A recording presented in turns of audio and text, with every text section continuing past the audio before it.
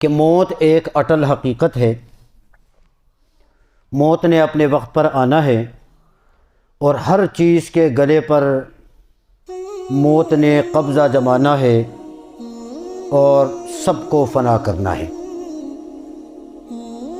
اسی وجہ سے قرآن کریم کی بہت ساری آیات ایسی ہیں کہ جس میں اللہ تبارک و تعالیٰ نے اس حقیقت کا ذکر کیا ہے، اور آپ صلی اللہ علیہ وسلم نے اپنی احادیث کے اندر اس بات کی طرف ترغیب دے کر زور دیا ہے کہ اس حقیقت کو تسلیم کرنے کے بعد اس حقیقت کی تیاری کرنی چاہیے۔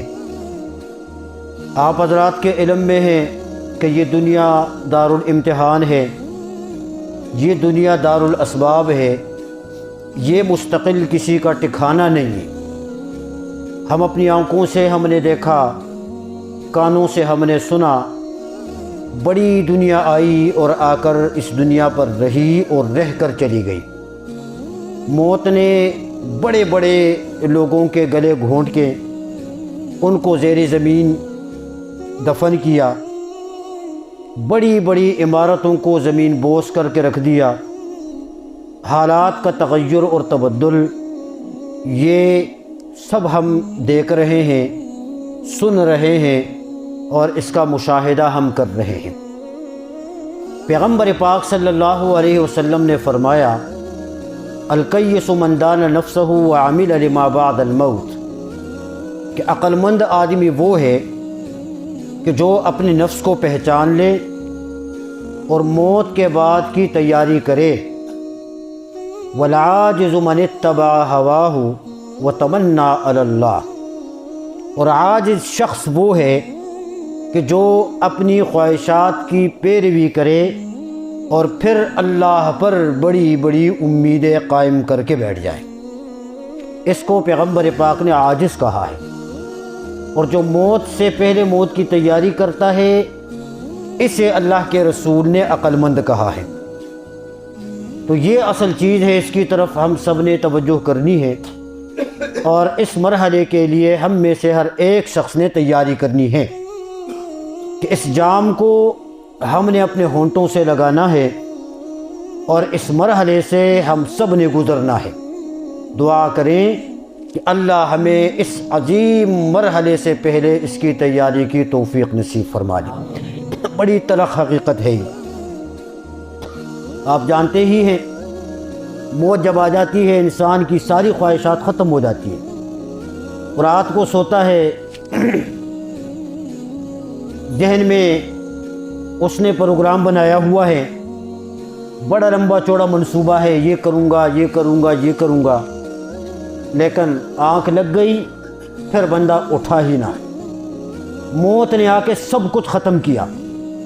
اس لیے رسول اکرم صلی اللہ علیہ وسلم نے فرمایا کہ اکثروا حاجم اللذات الموت، کہ بھئی موت کو کثرت سے یاد کیا کرو، اس لیے کہ موت جب کثرت سے یاد ہوگی تو دنیا کی لذتیں خود بخود مٹ جائیں گی۔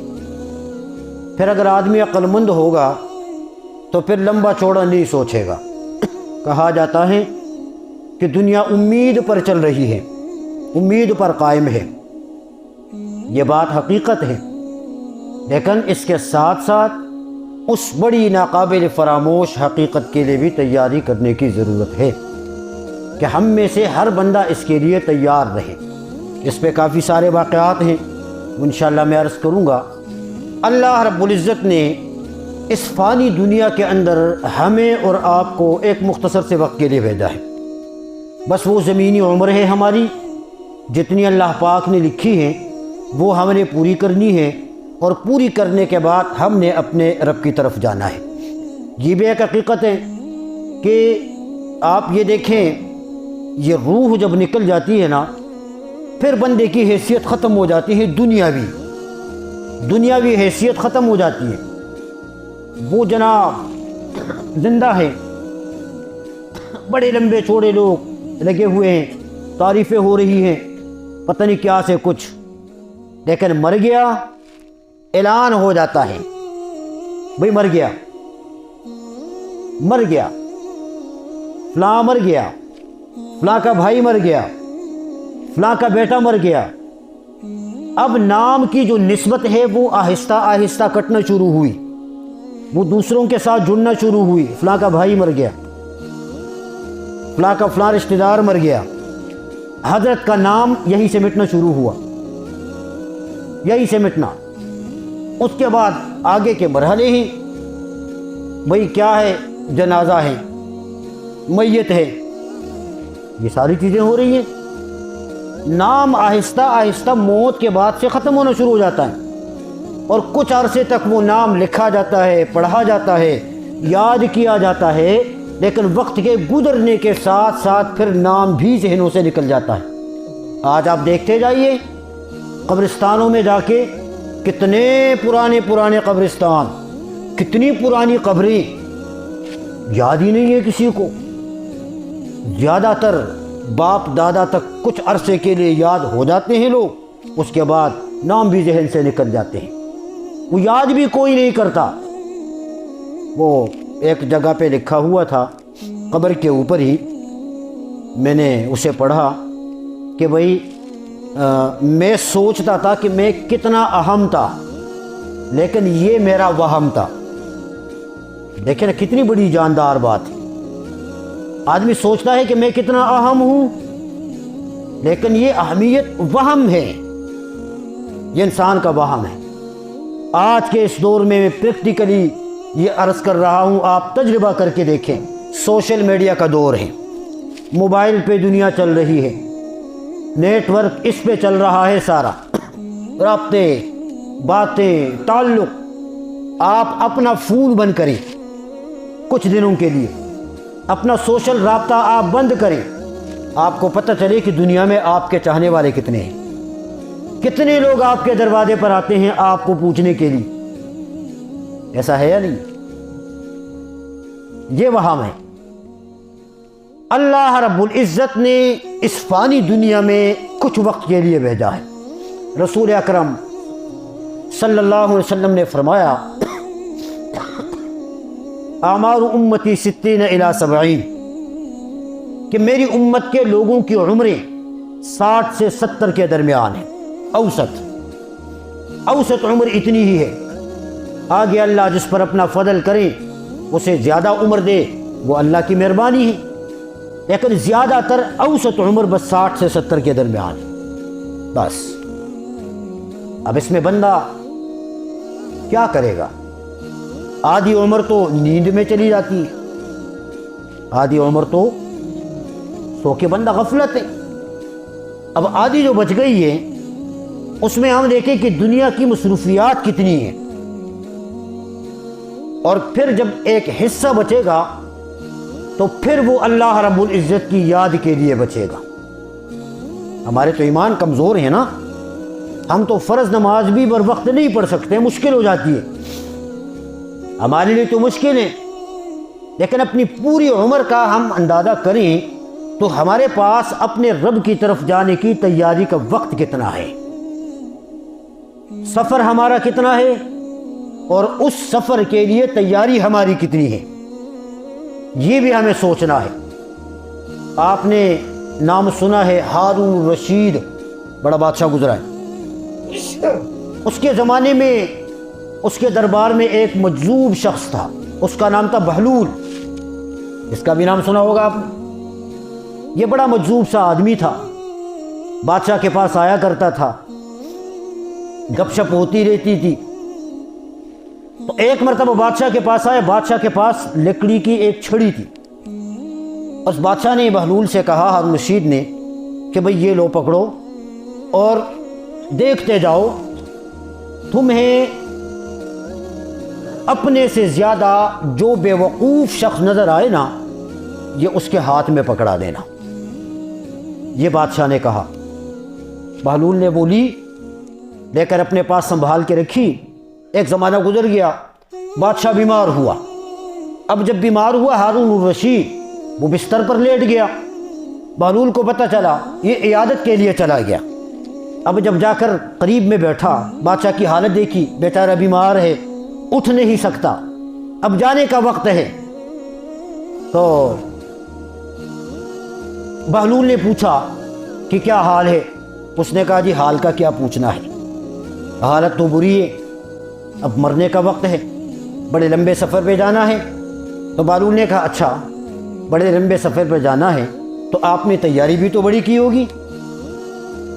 تو کہا تیاری کوئی نہیں۔ پھر پوچھا کہ بھی سفر سے کب واپس آئیں گے؟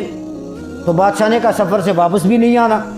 تو پھر کہا کہ بھی بڑی لمبی چوڑی تیاری آپ نے کی ہوگی۔ اس نے کہا تیاری کوئی نہیں ہے۔ تو بہلول نے کہا یہ کیسی بات ہے، آپ جب ٹھیک ہوتے تھے، جب آپ اپنے پروگرام سے کسی جگہ سفر کے لیے جاتے تھے تو دو تین دن پہلے آپ کی تیاریاں شروع ہو جاتی تھی، آپ کے خادم جا کے پہلے وہاں پہ خیمے لگاتے تھے، آپ کے لیے راستے کو صاف کرتے تھے، بڑا آپ کا پروٹوکول ہوتا تھا، اور آپ مختصر سفر کے لیے جا کے تیاری کے ساتھ آپ جاتے تھے۔ اور یہ کیسی بات ہے کہ اتنے بڑے لمبے سفر کے لیے آپ جا رہے ہیں اور پھر آپ کے پاس تیاری کوئی نہیں؟ اس نے کہا تیاری میرے پاس کوئی نہیں ہے، بالکل میرے پاس اس سفر کی تیاری نہیں۔ تو بہلول نے آہستہ سے بغل سے وہ چھڑی نکال دی اور نکال کر وہ اس بادشاہ کے سامنے رکھی اور رکھ کر کہا کہ جب سے آپ نے مجھے یہ دی ہے اور آپ کی بات کے مطابق کہ جو مجھ سے زیادہ مجھے بے وقوف نظر آئے میں یہ اسے پکڑا دوں، میں نے بڑی کوشش کی لیکن مجھے اب تک کوئی شخص نہیں ملا، اب مجھے اس لکڑی کے حقدار آپ ہی بنے ہیں کہ مجھے آپ سے زیادہ بے وقوف اس وقت اور کوئی نظر نہیں آ رہا۔ سفر بڑا لمبا ہے اور تیاری اس لمبے سفر کے لیے نہیں، تو آپ سے زیادہ بے وقوف مجھے کوئی نظر نہیں آتا۔ یہ ایک مجذوب کی بات ہے۔ عرض کرنے کا مقصد یہ ہے کہ ہم سب نے بڑے لمبے سفر پر جانا ہے، تو اس لمبے سفر کے لیے ہم نے پہلے سے تیاری کر کے رکھ دی ہے۔ جب انسان اپنا وقت پورا کر جاتا ہے آخر میں ظاہر ہے قیامت نے ہی آنا ہے۔ قیامت کے آنے کا کسی کو کنفرم علم نہیں ہے۔ پیغمبر پاک صلی اللہ علیہ وسلم نے ایک حدیث میں ارشاد فرمایا بعثت انا والساعۃ کہاتین، ایسے کر کے فرمایا کہ میں اور قیامت اس طرح بھیجے گئے جس طرح یہ دو انگلیاں ہیں۔ تو اب دو انگلیوں کے درمیان کتنا فاصلہ ہے؟ اور یہ میں نہیں کہہ رہا، یہ پیغمبر پاک صلی اللہ علیہ وسلم حدیث پاک میں ارشاد فرما رہے ہیں کہ میرے اور قیامت کے درمیان اتنا ہی فاصلہ ہے جتنا فاصلہ ان دو انگلیوں کے درمیان ہے۔ اب ان دو انگلیوں کے درمیان کتنا فاصلہ ہے یہ اللہ رب العزت کے علم میں ہے۔ قرآن کریم میں بھی اللہ تبارک و تعالیٰ نے فرمایا کہ قیامت کا جو علم ہے یہ اللہ کے علاوہ کسی کو نہیں ہے، کسی کو۔ البتہ قیامت کے آنے سے پہلے کچھ علامات ایسی ہیں کہ جن علامات نے ظاہر ہونا ہے، اور اس کے بعد چلتے چلتے وہ علامات بھی ظاہر ہوتی رہیں گی اور قیامت کا جو وقت ہے وہ قریب ہوتا رہے گا۔ قیامت کی بہت ساری علامات ہیں، ان میں سے ایک علامت جو ہے وہ دجال کا نکلنا ہے۔ کس کا؟ دجال کا نکلنا۔ میں نے پہلی نشستوں میں سورہ کہف کی تفسیر میں آپ سے عرض کیا تھا دجال کے فتنے سے حفاظت کے لیے پیغمبر پاک نے فرمایا کہ بھی جمعے کے دن جو شخص سورہ کہف کی تلاوت کرے گا وہ دجال کے فتنے سے محفوظ ہو جائے گا۔ تو دجال آئے گا، اور جب دجال آئے گا تو اس کے بعد اللہ پاک عیسیٰ علیہ السلام کو اتاریں گے آسمان سے، اور عیسیٰ علیہ السلام کے ہاتھوں دجال قتل ہو جائے گا۔ یہ دجال اکبر ہوگا جو سب سے بڑا دجال ہوگا۔ ویسے چھوٹے چھوٹے دجال یہ قیامت سے پہلے آتے رہیں گے۔ پیغمبر پاک نے ایک حدیث میں ارشاد فرمایا کہ میری امت میں 30 جھوٹے دجال آئیں گے، 30، اور ہر ایک یہی گمان کرے گا کہ میں نبی ہوں، لیکن پاک پیغمبر نے فرمایا کہ وہ سارے جھوٹے ہوں گے اور میں ہی آخری نبی ہوں، میرے بعد کوئی نبی نہیں آئے گا۔ یہ چھوٹے چھوٹے دجال آتے رہیں گے، لیکن وہ جو بڑا دجال ہے وہ قیامت کے قریب آئے گا۔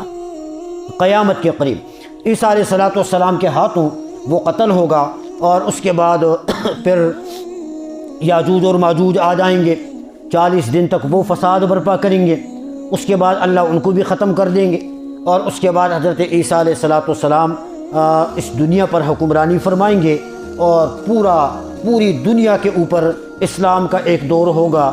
اللہ رب العزت کے ماننے والے ہوں گے، کفر کا بالکل ناطقہ بند ہوگا، کفر کا نام اور نشان تک نہیں ہوگا۔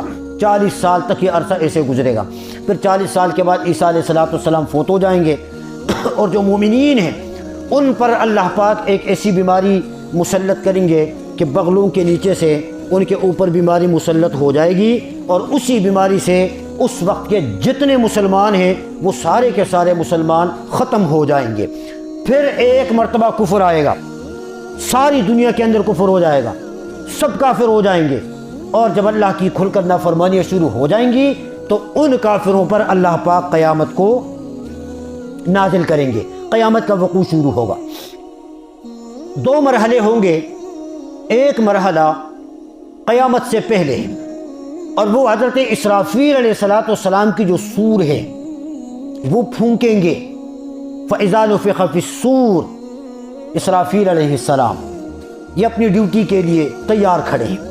ان کے ہاتھ میں ہے کیا ہے؟ بانسری. جب اللہ کی طرف سے حکم ہوگا یہ اس میں پھونکیں گے اور پھر قیامت کے آثار ظاہر ہونا شروع ہو جائیں گے. آہستہ آہستہ وہ آواز تیز ہوتی جائے گی، ہوتی جائے گی، ہوتی جائے گی. بہت کڑاکے کی جب آواز ہو جائے گی نا تو پھر سب کے اوپر ایک بے ہوشی کی کیفیت طاری ہو جائے گی. فرمائے فَإِذَا نُفِخَ فِي الصُّورِ، جب سور میں پھونکا جائے گا، فَصَعِقَ مَن فِي السَّمَاوَاتِ وَمَن فِي الْأَرْضِ، تو جو مخلوق آسمانوں میں ہے وہ بھی بے ہوش ہو جائے گی، قرآن کہتا ہے، اور جو مخلوق زمین میں ہے اس وقت وہ مخلوق بھی بے ہوش ہو جائے گی. سب کے اوپر بے ہوشی آ جائے گی، کسی کو ہوش نہیں ہوگا، اور یہ بے ہوشی یہ موت کی بے ہوشی ہوگی. ہاں، پھر کوئی آدمی اٹھے گا نہیں، ہر چیز آہستہ آہستہ آہستہ آہستہ گرتی جائے گی، گرتی جائے گی. سب حیوان، انسان، جنات، چرند پرند، ہر چیز جو ذی روح ہے وہ سب ختم. آسمان کے وہ فرشتے کہ جن پر اس وقت تک موت نہیں آئی، جب سے فرشتے کو اللہ نے پیدا کیا وہ زندہ ہے، فرشتے کو موت نہیں آتی. اس وقت موت آئے گی پھر فرشتوں کو، فرشتے بھی سب فنا ہو جائیں گے. جب ساری چیزیں ختم، زمین بھی ختم. قرآن کہتا ہے یوم یکون الناس کالفراش المبثوث، وہ ایسا دن ہوگا کہ انسان بکھرے ہوئے ہیروں کی طرح بکھرتا بکھرتا اس طرح انسانیت بکھر جائے گی. وَتَكُونُ الْجِبَالُ كَالْعِهْنِ الْمَنْفُوشِ، اور یہ جو بڑے لمبے لمبے پہاڑ ہیں، جو میخیں ہیں، زمین میں اللہ نے پہاڑوں کو گاڑ کے رکھا ہے کہ زمین ہلے نہ. یہ بڑے مضبوط قسم کے جو پہاڑ ہیں یہ روئی کی طرح بکھر جائیں گے، اڑ جائیں گے. فرمائے وَهِيَ تَحْسَبُهَا جَامِدَةً، کہ تم ان پہاڑوں کو بہت مضبوط سمجھتے ہو. وَهِيَ تَمُرُّ مَرَّ السَّحَابِ، قرآن کہتا ہے کہ قیامت والے دن یہ پہاڑ بادلوں کی طرح اڑنے لگیں گے، ایسے ریزہ ریزہ ہو جائیں گے. آسمان ٹوٹ جائے گا، سورج گر جائے گا، ستارے گر جائیں گے، ہر چیز فنا ہو جائے گی، ہر چیز ختم ہو جائے گی. جب یہ منظر ہو جائے گا اللہ تبارک و تعالی پھر 4 قسم کے فرشتے ہوں گے کہ جن پر موت نہیں آئے گی حضرت اسرافیل علیہ السلام کی بانسری میں پھونکنے کے بعد. میں سے ایک حضرت جبرائیل، حضرت میکائیل، حضرت عزرائیل اور حضرت اسرافیل، ان پہ ابھی تک موت نہیں آئی، یہ بچے ہوئے. پھر اللہ رب العزت پوچھیں گے کہ ہاں بھائی باوجود علم کے کیا بچا؟ جی ساری مخلوقات فنا ہو گئی ہے، 4 فرشتے باقی ہیں. اللہ فرمائیں گے جبرائیل تو بھی مر جا، اسرافیل بھی مر جا، اور میکائیل بھی مر جا، ان پہ بھی موت آ جائے گی. اب ایک حضرت عزرائیل علیہ السلام باقی بچ جائیں گے. اللہ پھر پوچھیں گے، حضرت عزرائیل عرض کریں گے کہ اے اللہ کچھ نہیں نظر آ رہا، عرش کے اوپر آپ کی ذات ہے اور عرش کے نیچے میں ہوں. اللہ موت کو بھی اللہ پاک موت دے دیں گے، سب ختم. اب ساری کائنات بالکل خالی پڑی ہوئی ہے، کچھ نہیں ہے. اللہ رب العزت پوچھیں گے لمن الملک اليوم، بتاؤ آج کے دن بادشاہی کس کی ہے؟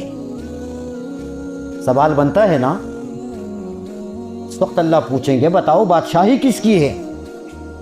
جواب دینے والا کوئی ہو تو بتائے نا، جواب دے، کوئی نہیں۔ اللہ خود جواب دیں گے للہ الواحد القہار، ایک زبردست زوراور بادشاہ جو اکیلا باقی ہے، اسی کی بادشاہت ہے۔ سب ختم ہو گیا، ہر چیز ختم ہو گئی۔ پہلا مرحلہ یہ ہو جائے گا۔ دوسرا جو مرحلہ ہے وہ مرحلہ عالم محشر کا ہے کہ اب جب یہ سارے مر گئے تو مرنے کے بعد اللہ پاک نے ان سب کو دوبارہ اٹھانا ہے، انسانوں کو، جنات کو، ان کو اٹھانا ہے اللہ نے، کیونکہ اللہ نے ایسے تو نہیں بھیجا تھا دنیا میں۔ حساب اور کتاب کا مرحلہ باقی ہے، اب حساب کتاب نے شروع ہونا ہے۔ قرآن کریم میں اللہ تبارک و تعالیٰ نے فرمایا کہ وہ جو قیامت والا دن ہوگا نا، وہ 50,000 سال کے برابر کا دن ہوگا۔ 50,000 سنہ، 50,000 سال۔ اب وہ اللہ کے علم میں ہے کہ وہ 50,000 سال ہماری دنیا کے 50,000 ہیں جس کو ہم گنتی میں سمجھ رہے ہیں، یا اللہ کے علم میں ہے۔ لیکن قرآن نے لوگوں کے ذہنوں کے مطابق بات کی ہے۔ یہ 50 کی گنتی اس لیے فرمایا اللہ پاک نے کہ سمجھ آ جائے لوگوں کو۔ اب اتنا لمبا ایک دن ہوگا، سورج سوا نیزے پر ہوگا، ہر انسان اپنے اعمال کے پسینے میں شرابور ہوگا، کوئی گھٹنوں تک، کوئی ٹخنوں تک، کوئی ناف تک، کوئی گلے تک، کوئی ناک تک، پیشانی تک، کوئی سر تک، کوئی پورا ڈوبا ہوگا، پورا۔ آج کل بھی جب گرمی میں سورج جو ہے وہ تیز ہوتا ہو تو آدمی 5 منٹ نہیں بیٹھ سکتا سورج کے سامنے، جبکہ پتہ نہیں کتنے کروڑوں لاکھوں میل کے فاصلے پر ہے۔ اس وقت سوا نیزے پر ہوگا سورج، بالکل قریب ہوگا، زمین تانبے کی ہوگی، گرم۔ اس وقت کیا حال ہوگا؟ اللہ اس وقت ہم سب کو اپنے عرش کے سائے میں جگہ عطا فرمائے۔ بڑا سخت وقت ہوگا، حساب اور کتاب کے لیے مخلوقات بے چین ہوگی، کیا ہوگا کیا نہیں ہوگا۔ لوگ سارے کے سارے بھاگ کر حضرت آدم علیہ السلام کے پاس چلے جائیں گے کہ بھئی آپ اللہ کے سب سے پہلے نبی ہوئے، اس لیے آپ اللہ سے سفارش کریں کہ اللہ حساب اور کتاب شروع کر دیں۔ وہ کہیں گے میں نہیں کر سکتا، مجھے اپنا فکر ہے، آپ ایسا کرو، حضرت ابراہیم کے پاس جاؤ، ابراہیم علیہ السلام کے پاس، وہ حضرت موسیٰ علیہ السلام کے پاس، وہ پھر اس طرح پیغمبروں کے پاس سے ہوتے ہوتے ہوتے حضرت عیسیٰ علیہ السلام تک بات پہنچ جائے گی۔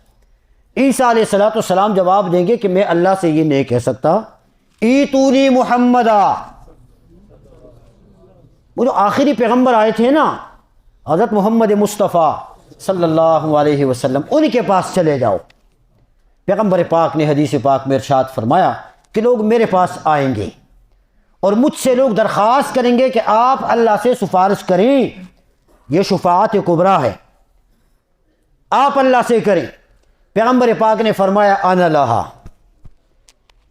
یہ بات میرے لیے ہے، یہ فخر میرا ہے، میں ہی کروں گا۔ پھر پیغمبر نے فرمایا وَأَنَا أَخِرُّ سَاجِدًا، میں سجدے میں گر جاؤں گا، سجدے میں۔ اب کتنا عرصہ پیغمبر پاک سجدے میں ہوں گے یہ بھی کسی کو علم نہیں ہے۔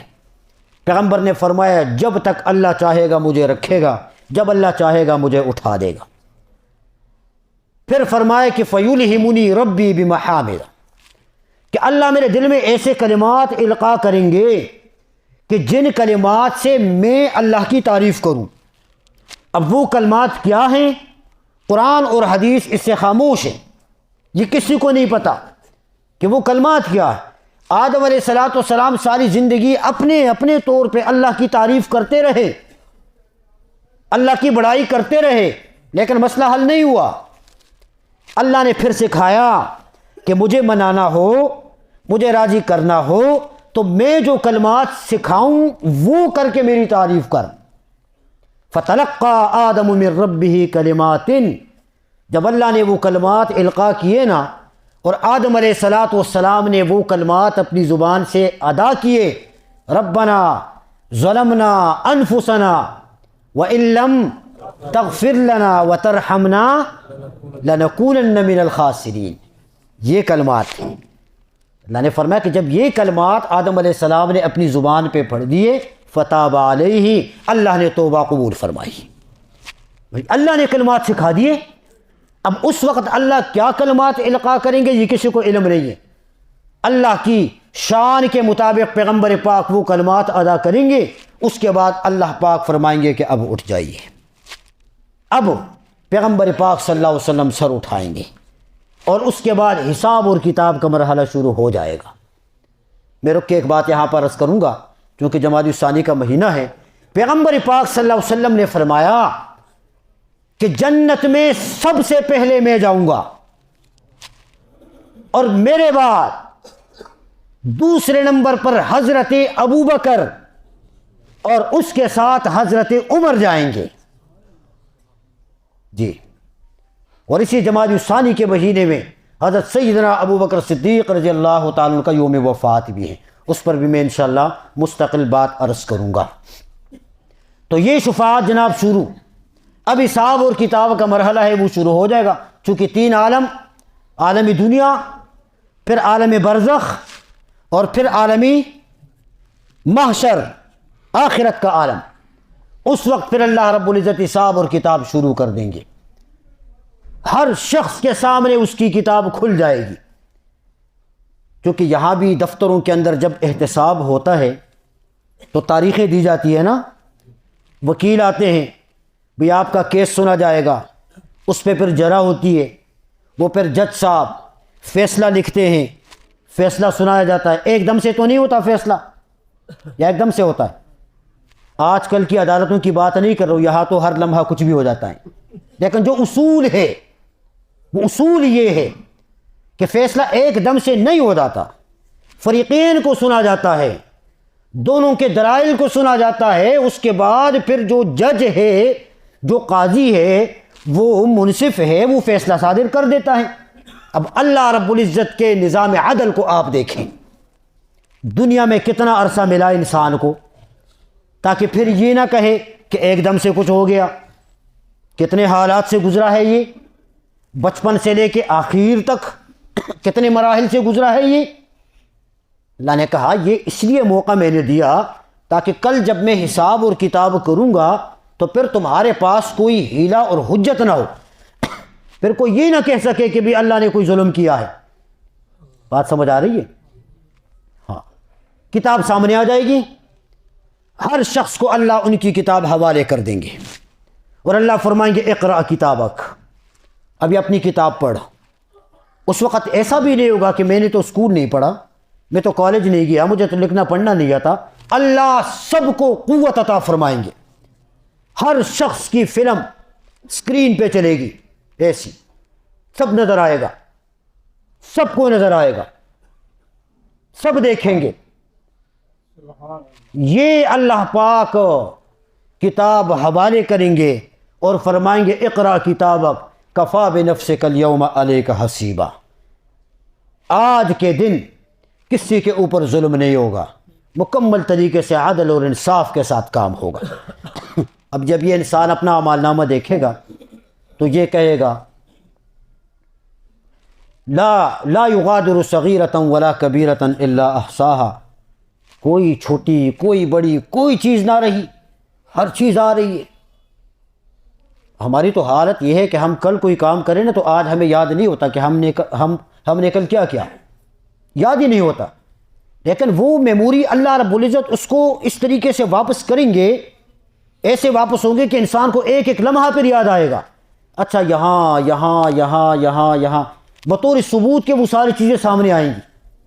تو اب اس کے پاس کچھ نہیں ہوگا، اس کے پاس کچھ نہیں ہوگا۔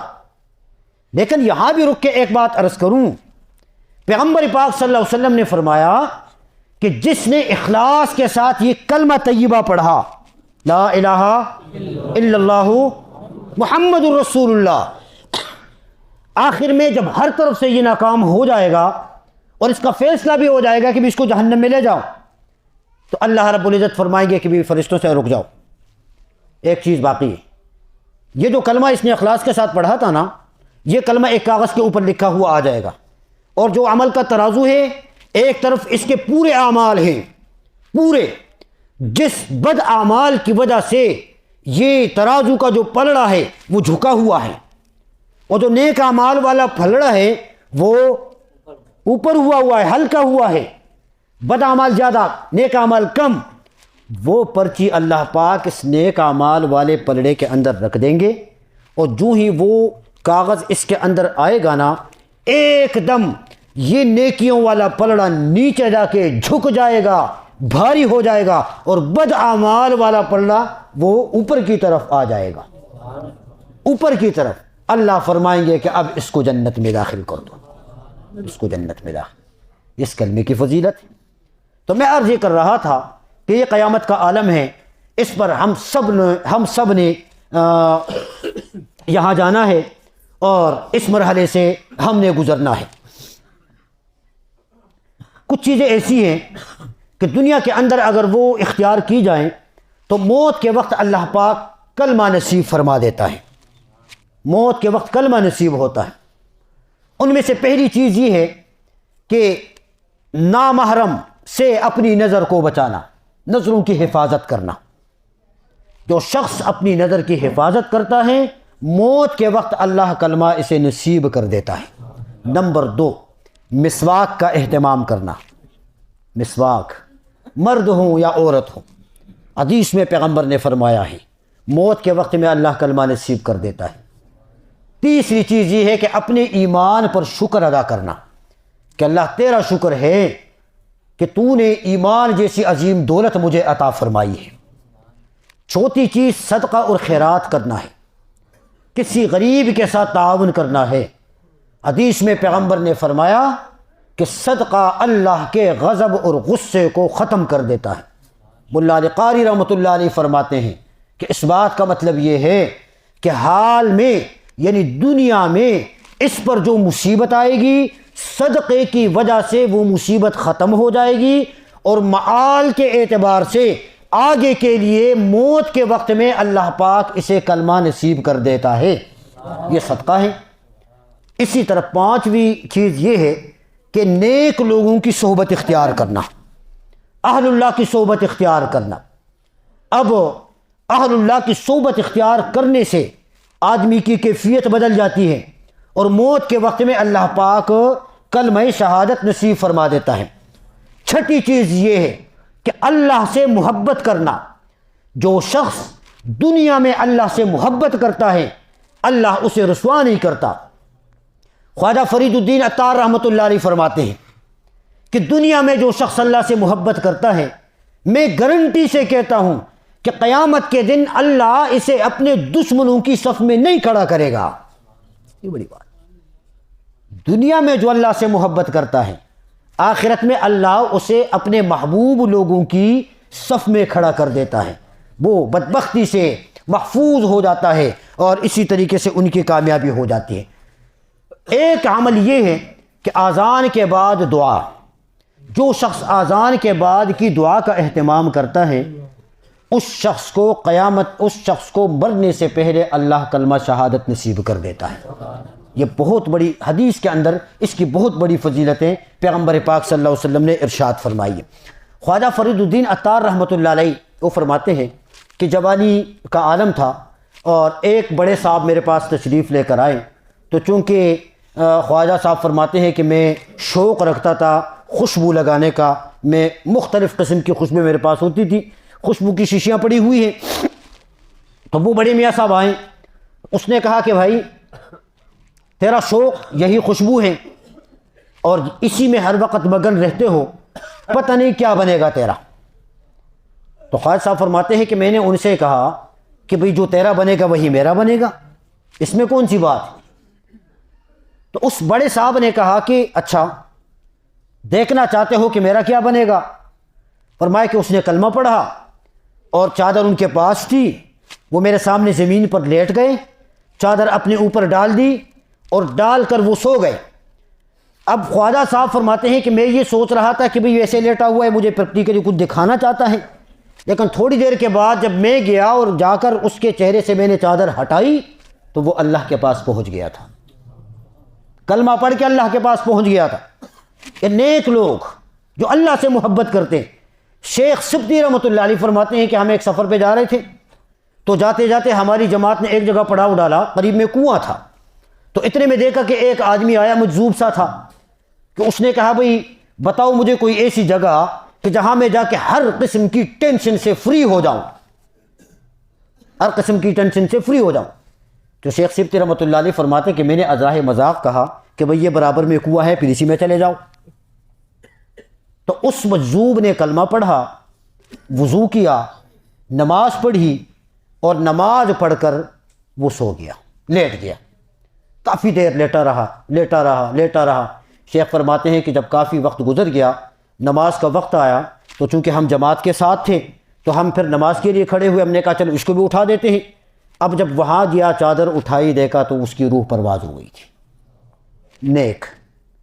نیک لوگ جو اللہ سے محبت کرتے ہیں، پھر اللہ رب العزت انہیں رسوا نہیں کرتے۔ امام ابو زرعہ رحمۃ اللہ علیہ بہت بڑے محدث گزرے ہیں، آخری وقت آیا، بیمار تھے، شاگرد قریب میں بیٹھے ہوئے۔ اب جب شاگردوں نے محسوس کیا نا کہ حضرت کا آخری وقت ہے، لیکن اب ہم کلمہ ان کو یاد دلائیں تو کیسے یاد دلائیں، استاد ہے ہمارے۔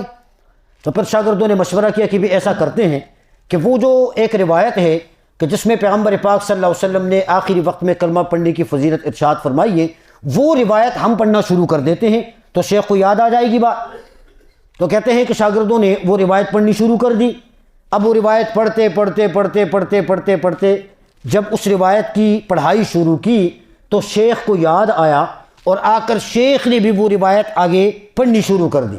اور جب اس جگہ پر پہنچ گئے کہ جہاں پیغمبر پاک صلی اللہ علیہ وسلم نے فرمایا من قال آخر کلامہ لا الہ الا اللہ دخل الجنہ، کہ جو شخص آخری وقت میں لا الہ الا اللہ پڑھ لے اللہ اسے جنت میں داخل کر دیتا ہے۔ تو جب شیخ اس جگہ پر پہنچ گئے اور یہ الفاظ پڑھیں تو پڑھنے کے بعد اس کی روح پرواز ہو گئی۔ اب یہ اللہ رب العزت سے محبت کرنے والوں کا انجام ایسا ہی ہوتا ہے، نیک لوگوں کا انجام ایسا ہی ہوتا ہے کہ اللہ رب العزت سے محبت کریں تو پھر اللہ رب العزت اپنے بندے کو مایوس نہیں کرتا۔ حدیث پاک میں پیغمبر پاک نے فرمایا کہ میری امت پر ایک وقت ایسا آئے گا یحبون خمسا وینسون خمسا، کہ 5 چیزوں سے محبت کریں گے لوگوں اور 5 چیزوں کو بھول جائیں گے۔ ان میں پہلے نمبر پہ فرمایا کہ یحبون الدنیا وینسون العقبہ، دنیا سے محبت کریں گے اور آخرت کو بھلا دیں گے۔ دوسرے نمبر پر فرمایا یحبون الدور وینسون القبور، کہ جو گھروں سے محبت کریں گے اور قبروں کو بھول جائیں گے۔ تیسرے نمبر پر فرمایا یحبون المال وینسون الحساب، مال سے محبت کریں گے اور حساب کو بھول جائیں گے۔ چوتھے نمبر پر فرمایا کہ یحبون النفس وینسون الحور، اپنے نفسوں سے محبت کریں گے لیکن اللہ نے جو ان کے لیے حور تیار کر کے رکھیں گے ان کو بھلا دیں گے۔ اور 5ویں نمبر پر فرمایا کہ یحبون النفس وینسون اللہ، اپنے سے محبت کریں گے۔ چوتھے نمبر پر یحبون العیال، اپنے گھر والوں سے محبت کریں گے اور حوروں کو بھول جائیں گے۔ اور 5ویں نمبر پر فرمایا کہ یحبون النفس وینسون اللہ، اپنے سے محبت کریں گے اور اللہ کی ذات کو بھلا دیں گے۔ 5 چیزیں۔ اب آپ دیکھیں نا، ہم میں سے ہر شخص اس چیز کے اندر گرفتار ہیں۔ پیغمبر پاک صلی اللہ علیہ وسلم نے ایک جگہ ارشاد فرمایا کہ اغتنم خمسا قبل خمس، کہ 5 چیزوں کو غنیمت سمجھ لو 5 چیزوں کے آنے سے پہلے۔ آپ کی توجہ ہے؟ سب کی ہے؟ بولیے گا، توجہ کرنی ہے ہم نے۔ پہلے نمبر پر فرمایا کہ شباب کا قبل حرامک، اپنی جوانی کو غنیمت سمجھ لو بڑھاپے کے آنے سے پہلے پہلے۔ نمبر 2 وصحت کا قبل سقومک، صحت کو غنیمت سمجھ لو بیماری کے آنے سے پہلے پہلے۔ تیسرے نمبر پر فرمایا کہ وغنا کا قبل فقر کا، غنا کو، مالداری کو غنیمت سمجھ لو فقیری کے آنے سے پہلے پہلے۔ چوتھے نمبر پر فرمایا کہ مالداری کو غنیمت سمجھ لو غربت کے آنے سے پہلے پہلے۔ اور موت، زندگی کو غنیمت سمجھ لو، وحیات کا قبل سقوم کا، وحیاتک قبل موتک، زندگی کو غنیمت سمجھ لو موت کے آنے سے پہلے پہلے۔ اب یہ 5 چیزیں ہیں، یہ 5 چیزوں کے آنے سے پہلے پہلے آدمی اس کو غنیمت سمجھ لیں، کیونکہ جب آدمی صحیح تندرست ہوتا ہے تو اس کے پاس وقت ہوتا ہے کہ وہ اللہ کی عبادت بھی کرے، سب کچھ وہ نیک کر سکتا ہے، لیکن جب بیمار ہو جاتا ہے، بستر پہ لیٹ جاتا ہے، تو اس کے پاس تو پھر وقت نہیں ہوتا۔ اس لیے صحت کی عبادت اللہ کو زیادہ پسند ہے، جوانی کی عبادت اللہ کو زیادہ پسند ہے بڑھاپے کے آنے سے پہلے۔ بڑھاپا آئے گا تو پھر بندہ کیا کرے گا؟ وہ اٹھ نہیں سکتا، وہ چل نہیں سکتا، وہ کچھ کر نہیں سکتا۔ جوانی کے اندر تو ہر طریقے سے عبادت۔ اس لیے شیخ علامہ رومی رحمۃ اللہ علیہ فرماتے ہیں کہ در جوانی توبہ کردن شیوے پیغمبری، وقت پیری گرگ ظالم میں شبت پرہیزگار، کہ جوانی میں توبہ کرنا یہ انبیاء کی سنت ہے، انبیاء کا طریقہ ہے، وگرنہ بڑھاپے کے اندر تو بھیڑیا بھی کیا بن جاتا ہے؟ پرہیزگار بن جاتا ہے، اس میں بھاگنے کی طاقت نہیں ہوتی، تو ایک جگہ بیٹھا ہوتا ہے کہ کوئی جانور آگے آ گیا تو اللہ اللہ خیر سلا۔ اب جب آدمی بوڑھا ہو جاتا ہے تو پھر کیا تسبیح رولنا ہے نا، پھر تو یہ مجبوری ہے، یہ بھی نہ کرے تو کیا کرے۔ اس لیے فرمایا کہ جوانی کی جو عبادت ہے وہ اللہ رب العزت کو بہت زیادہ پسندیدہ ہے، اور بڑھاپے کی عبادت بھی اللہ کو پسندیدہ ہے۔ پیغمبر نے فرمایا کہ جو بوڑھا شخص اپنی زندگی کے گناہوں پر ندامت اختیار کر کے اللہ کے سامنے جب اپنے ہاتھوں کو پھیلاتا ہے تو اللہ کہتا ہے کہ مجھے اس بوڑھے شخص کے سفید بالوں سے حیا آتی ہے، میں اس کی بھی دعا قبول کر دیتا ہوں۔ اس لیے میرے بزرگوں کو بھی چاہیے کہ وہ بھی اللہ رب العزت کی طرف متوجہ ہو جائیں۔ اللہ ہمارے حال پر رحم فرمائے۔ وآخر دعوانا الحمدللہ رب العالمین۔